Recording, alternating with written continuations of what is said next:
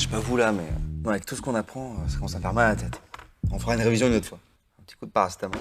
D'ailleurs, vous savez que dans 1000 mg de paracétamol, il y avait environ 4000 milliards de molécules de paracétamol. C'est ouf, non? C'est 1% genre de tous les grains de sable sur Terre. C'est dingue. En fait, vous savez quoi? Je pense qu'on va quand même se faire une anti-sèche.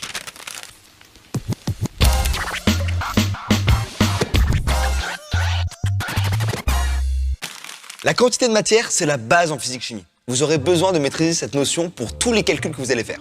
Et en plus de ça, c'est un truc plutôt cool et important à connaître dans la vie. Mais bon, je suis d'accord avec vous, réfléchir en nombre de molécules, c'est pas super pratique. Par exemple, 4000 milliards de milliards, bah ça s'écrit comme ça.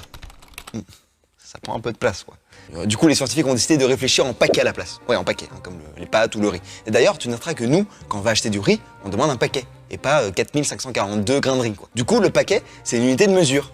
Et notre paquet, il contient 6,02 fois 10 puissance 23 particules, soit environ 600 000 milliards de particules. Et ouais, c'est beaucoup. Pour les simples humains que vous êtes sûrement, ça correspond à 6 fois le nombre de grains de sable sur Terre.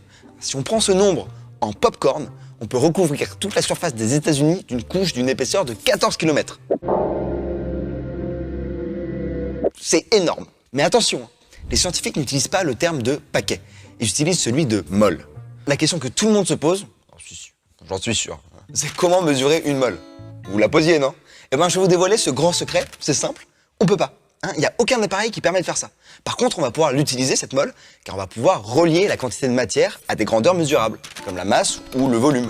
Et c'est pour ça qu'on va définir des grandeurs comme la masse molaire ou la concentration, par exemple. Alors t'inquiète pas, on verra ça une autre fois, sinon toi aussi tu auras besoin de paracétamol si ça continue. Après, tu peux garder en tête que la mole, c'est une unité de mesure comme les autres.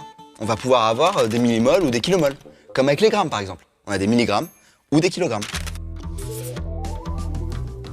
Pour conclure, ce qu'il faut retenir, c'est que la quantité de matière se note N minuscule, et c'est une grandeur qui s'exprime en mol. On en a besoin parce que si on compte molécule par molécule, les chiffres seraient beaucoup trop grands. Et une mol, ça correspond à un paquet de 6,02 fois 10 puissance 23